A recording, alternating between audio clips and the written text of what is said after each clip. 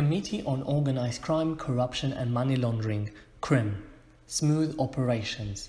According to Europol, over 5,000 organised crime groups were under investigation in 2017 in the EU, with many of these groups now operating on an international level. Considering the transnational nature of this phenomenon, what actions should the EU take to better support member states in tackling the spread of organised crime? Organised crime in Europe not only has proved to be the plague of the 21st century, its groups constantly seek to obtain power, influence and monetary gains. There is no single structure under which these groups function. They vary from hierarchies to clans, networks and cells and may evolve into other structures. These groups protect their activities through corruption, violence, international commerce, complex communication mechanisms and an organizational structure exploiting national boundaries. With few exceptions, their primary goal is economic gain, and they will employ an array of lawful and illicit schemes to generate profit.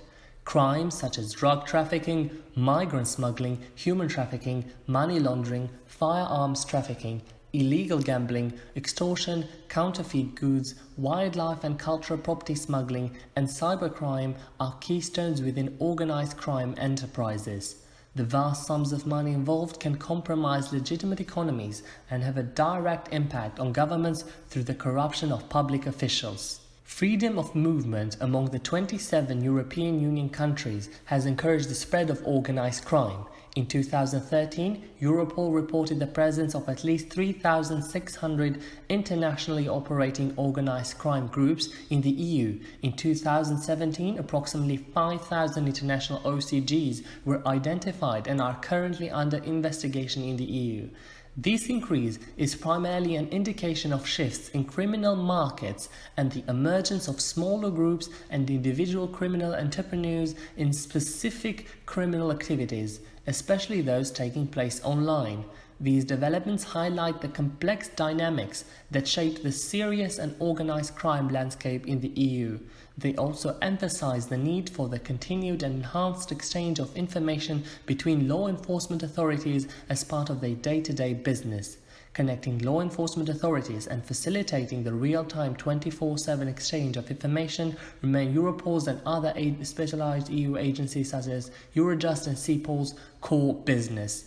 The main problem that the EU is now facing in fighting organized crime is the legal disparity existing in its member states that makes it practically impossible to come to a common definition of organized crime. But despite the problem, new strategies should be implemented and member states need to be more willing for effective and fruitful cooperation.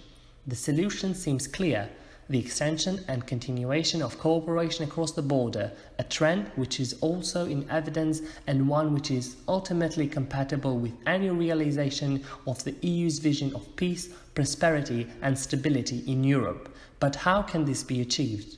I look forward to hearing your ideas.